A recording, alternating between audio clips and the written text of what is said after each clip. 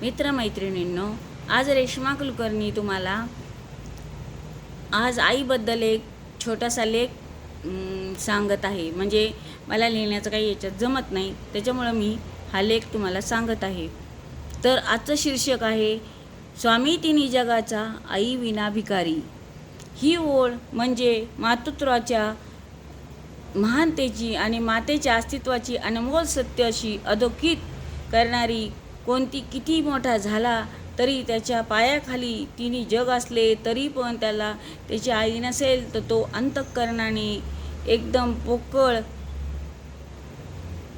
पोकळ आणि खरोखर भिकारी वाटतो. आई म्हणजे पहिला शिक्षक, पहिला मित्र, पहिला आधार, लहानपणापासून आपल्याला चालायला शिकवणारी, बोट धरून जीवनातले अनेक वळणावर नेणारी राहणारी एकमेव व्यक्ती.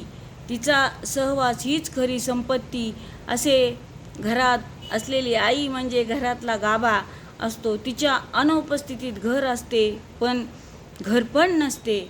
या ओळीत एक वेगळीच भावना आहे. जिच्या गर्भात 9 महिने वाढलो, जिच्या कुशीत शांत झोपलो, ती आपलं दुःख ओठावरच्या दाणे लपवते. आणि जशी आई नसेल तर सारी सत्ता, प्रसिद्धी आणि निष्कर्ष ठरते. आईचा आशीर्वाद कोणत्याही यशाच्या पलीकडचं वरदान आहे. खरं वारंवार अधोरेखित केले गेले आहे. संत तुकाराम, संत ज्ञानेश्वर किंवा समर्थ रामदास स्वामी या लेखनात मातृत्वाची तुलना भगवंताशी केलेली आहे. आई म्हणजे केवळ जन्म देणारी स्त्री नाही, तर ती एक केवळ जन्म देणारी स्त्री नाही, ते एक संपूर्ण विश्व. आणि तिच्या स्पर्शात आपल्याला देवाचं अस्तित्व जाणवतं.